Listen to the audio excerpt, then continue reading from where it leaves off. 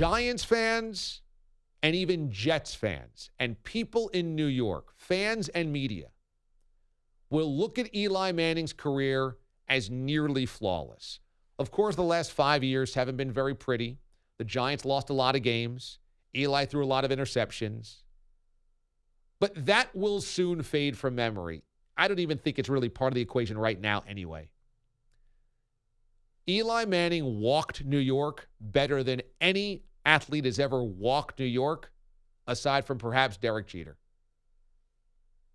No controversy, no trouble, no distractions, which is a hard thing to do. You are the front and center face of the franchise, and you won, and there was never a controversy about anything surrounding you. Nothing. You said the right thing every single day for 15 years, and you won championships. You played your entire career there.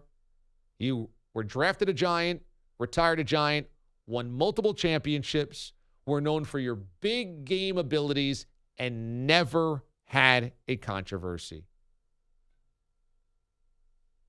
That locally in New York will be held up on a pedestal, put up on a pedestal forever.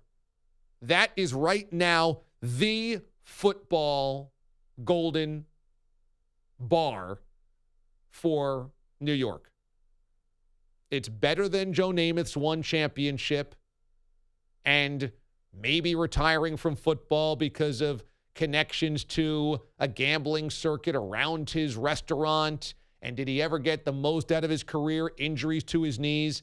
It's not Lawrence Taylor, who was not the quarterback, but also went to drug rehabilitation and was kind of seen as a wild man that couldn't quite be, tamed in some ways.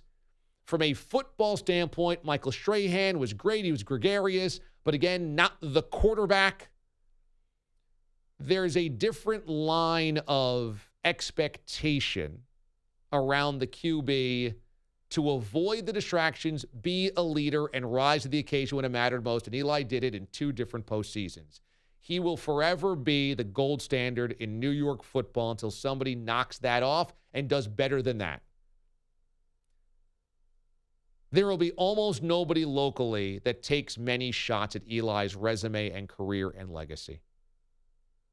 Nationally, totally different story. Nationally, Eli Manning is seen as boring, as okie dokie, as got lucky, 2 good throws, 2 playoff runs, and that was it. And a lot of losing, interceptions, and uninspiring compared to the Tom Brady's, the Drew Breeses, the Aaron Rodgers of the world of his era. And that will be unfair. It will be unfair because the people nationally that don't realize the degree of difficulty of which he walked his career will only look at picking it apart. And they will only say, well, is he a Hall of Famer? And I've talked about this in the past. If you only are viewing Eli Manning's career through the prism of Hall of Fame or not Hall of Fame, you're missing the point. He might be borderline Hall of Fame. He might just be in. He might be squarely in. He might be just out. If that is your prism, you are missing the point.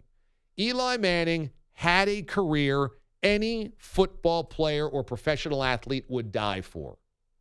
15 years, durability, 2 championships, multiple iconic moments, no controversies, no scandals, no distractions.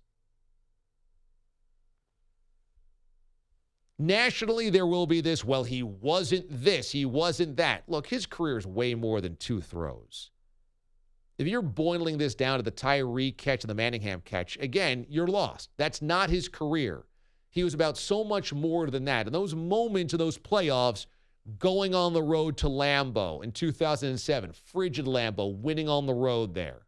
Winning in Candlestick when the 49ers dropped him multiple times. Dragged him through the mud, kept getting up, dusting off his shoulder pads, throwing the next pass.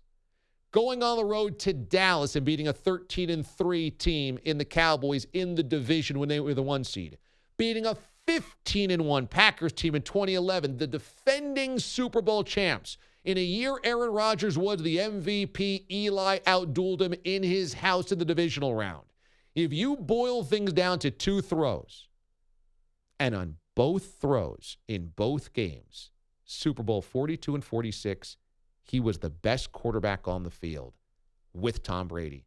He was better than Brady in both of those games. If you boil it down to 2 throws, you've missed the boat.